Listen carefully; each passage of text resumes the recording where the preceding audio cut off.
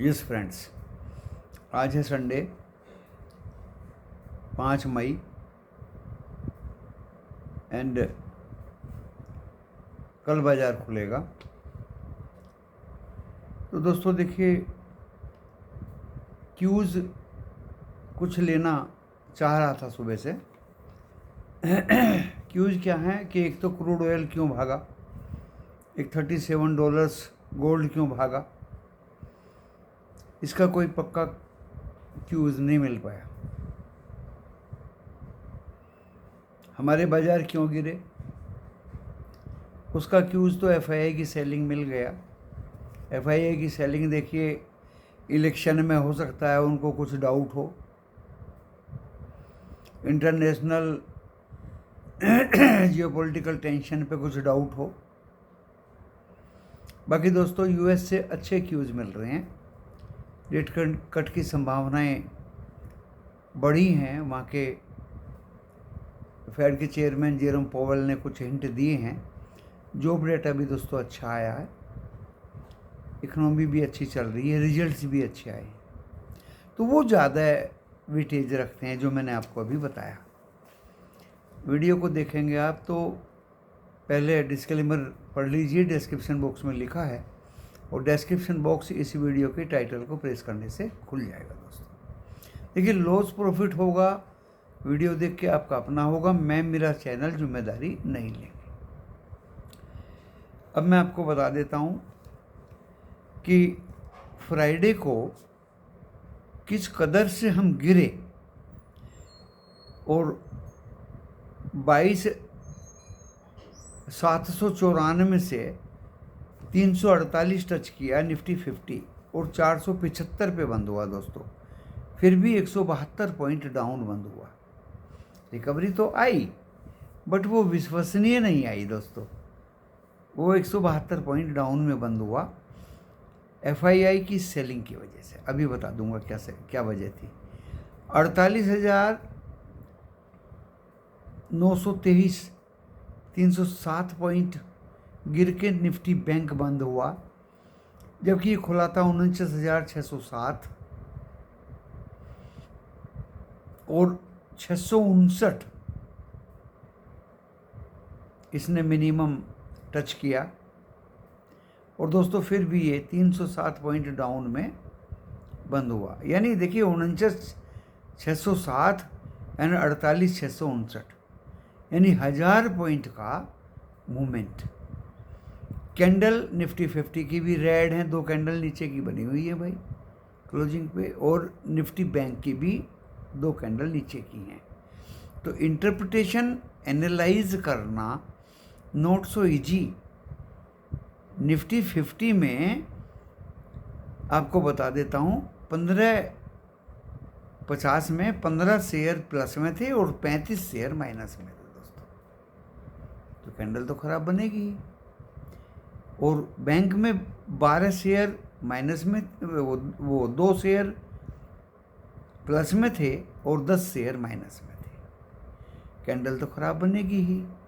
747 NSC के shares plus में थे, माइनस में थे 1476, डबल।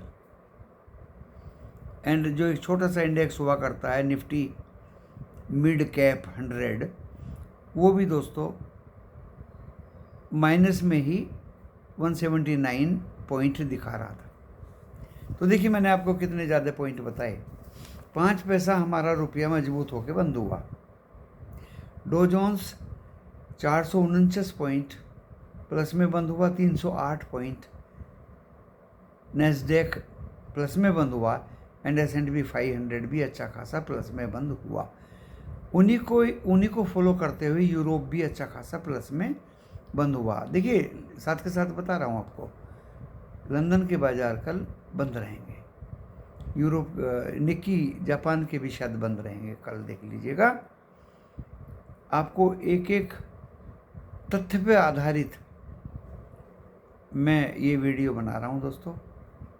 एंड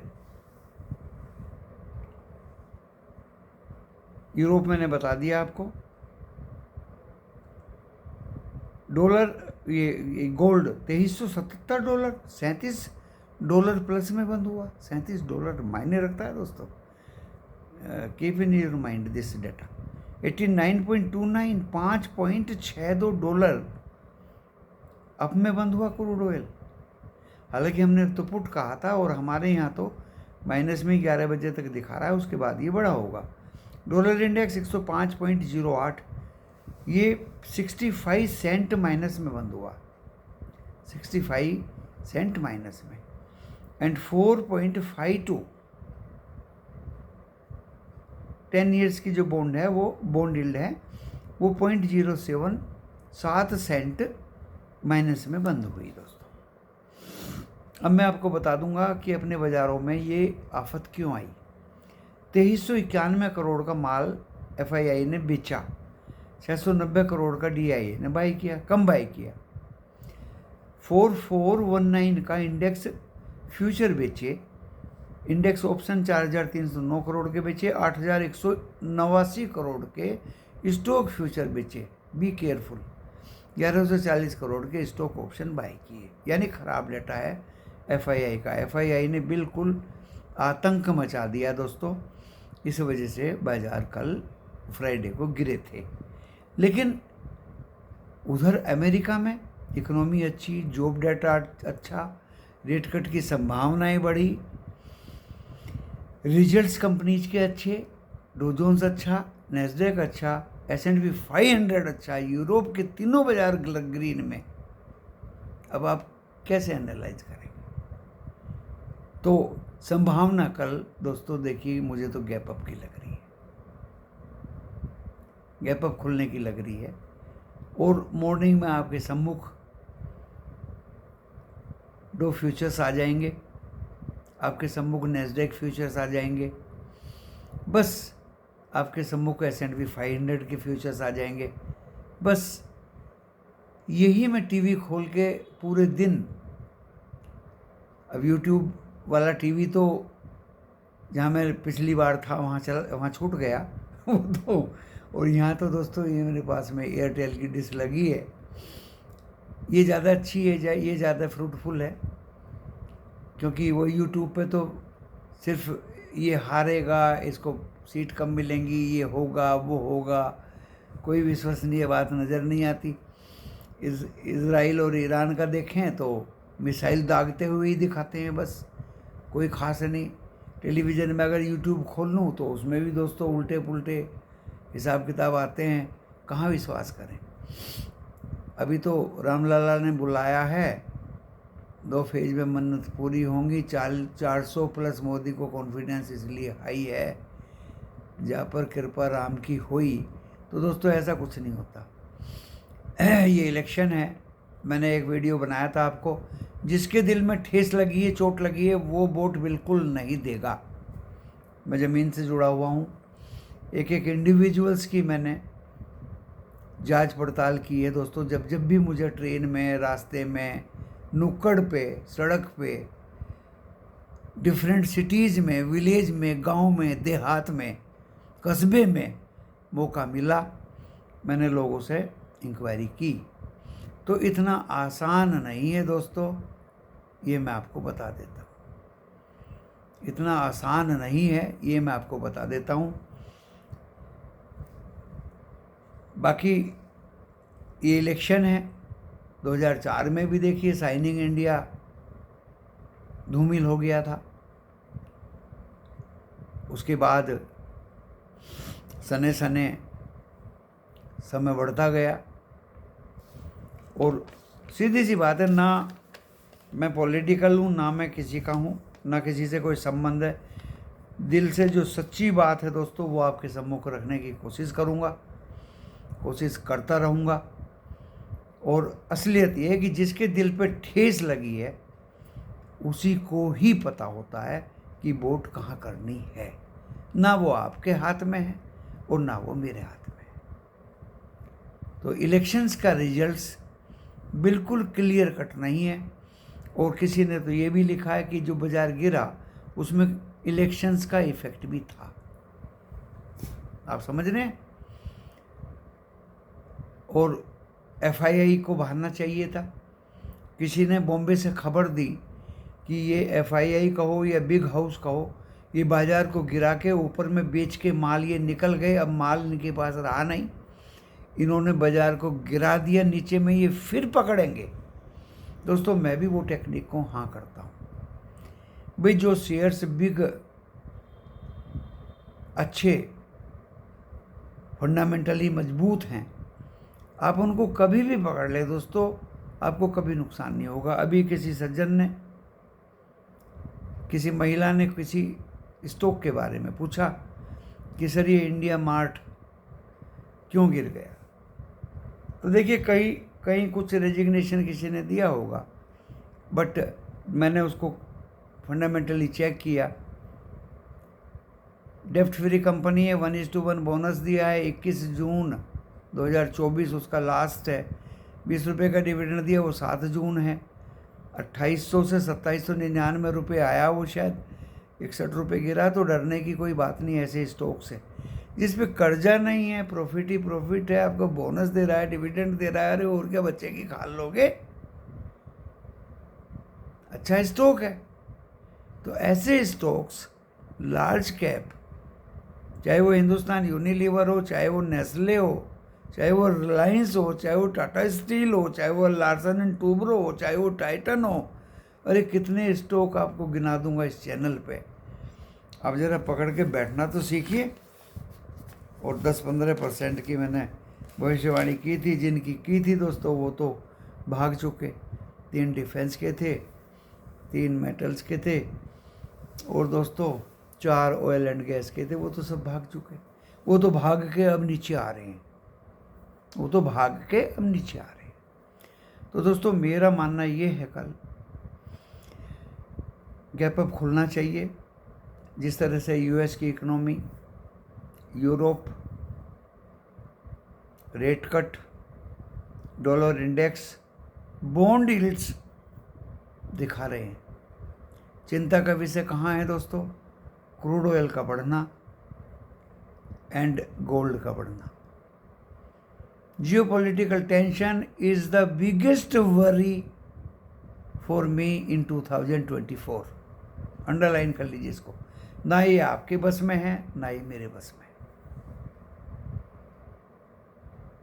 इलेक्शन का इतना इफेक्ट मुझे नहीं लगता। 1-2 दिन आएगा टेम्परेरी, वो ठीक हो जाएगा सब। 60 चलती हैं इलेक्शन में, वो आएगा तो वो 31 मई के बाद आएगा, 4 जून तक। उसके लिए आप चिंतित ना हो। सिर्फ एक जियोपॉलिटिकल टेंशन है दोस्तों, ना वो आपके हाथ में ना मेरे हाथ में। मैं बहुत पहले से कह रहा हूँ ये बात। कल गैप अप खुलने के बाद, पिछली बार तो मैंने सस्टेन करेगा नहीं करेगा 2 दिन तक हल्ला गुल्ला किया था, और वो सस्टेन किया ही नहीं। लेकिन जिस तरह से ऐसा एफआईआई का, फॉरेन इंस्टीट्यूशनल इन्वेस्टर्स का डाटा आया है, और जिस तरह से उन्होंने माल बेचा है दोस्तों, कैश में भी बेचा है, इंडेक्स फ्यूचर में भी बेचा, और लॉन्ग उनके थे तो शॉर्ट भी उन्होंने किया। लेकिन 8100 कुछ का माल दोस्तों स्टॉक फ्यूचर में बेचना एक चिंता का विषय तो बनता है।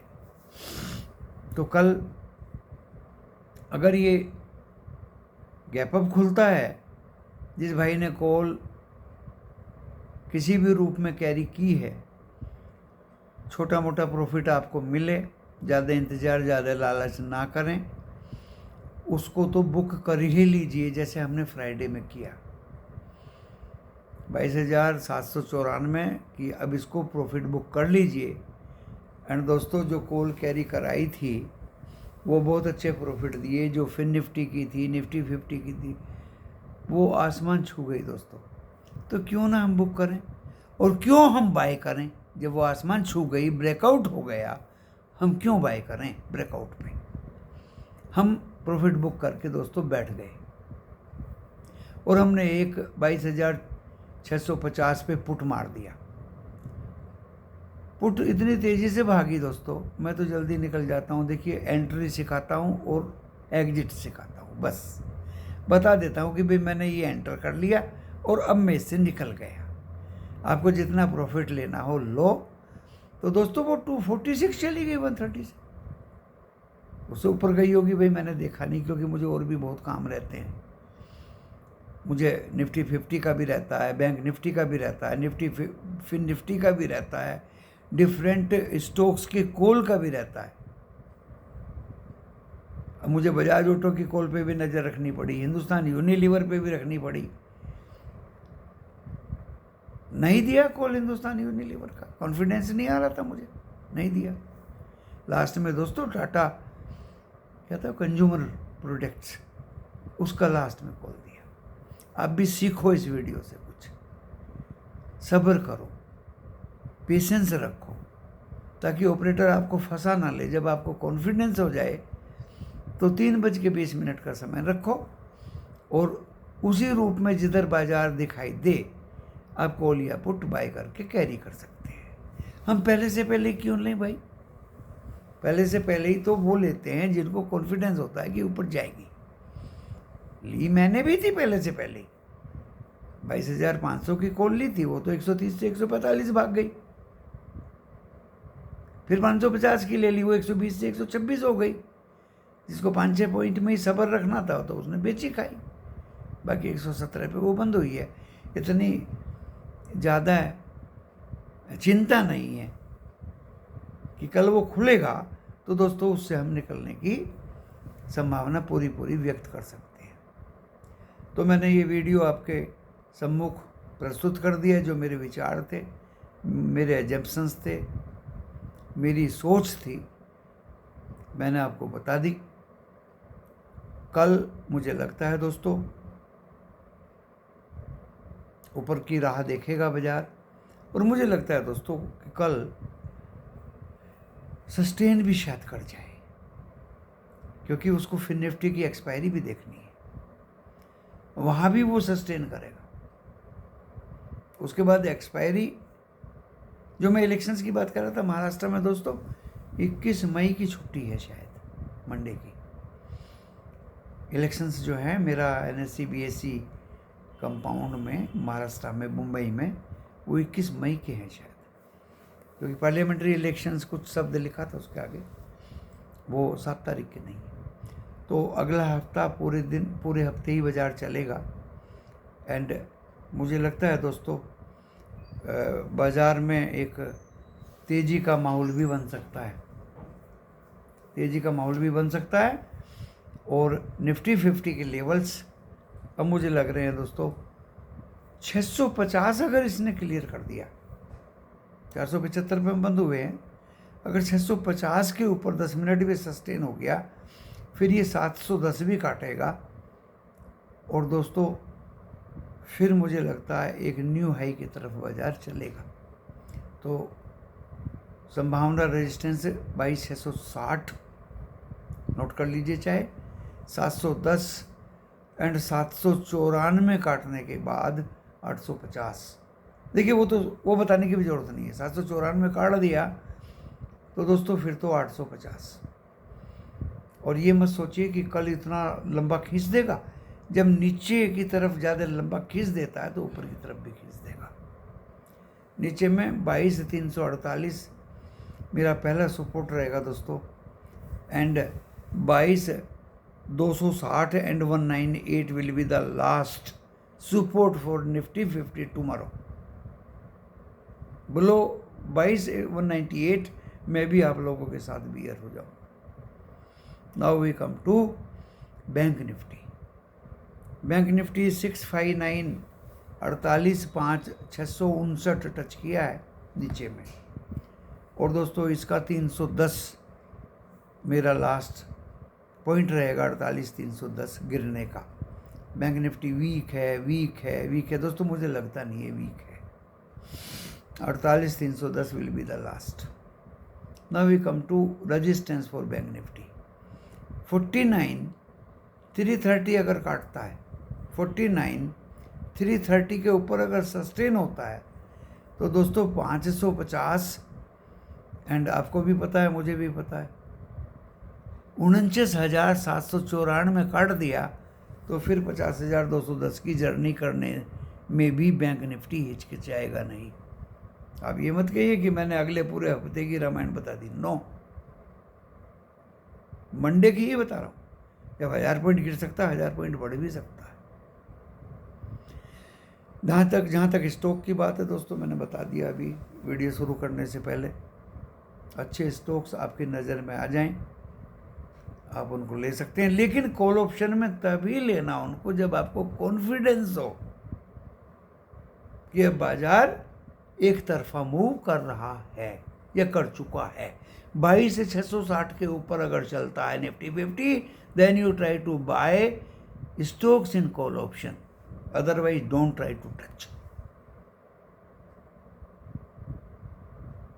ज़्यादा लंबा समय आपका जाया नहीं होने दूंगा, तथ्यों पर आधारित बात करता हूँ। 21 मिनट का वीडियो है, आप इसको देखिए, समझिए, परखिए, और समझ में आए तो लाइक करिए दोस्तों, और सब्सक्राइबर्स तो डेली बढ़ ही रहे हैं, क्योंकि लोगों को जहाँ कॉन्फिडेंस होगा उसी वीडियो पे ज़्यादा ध्यान देंगे। नमस्कार।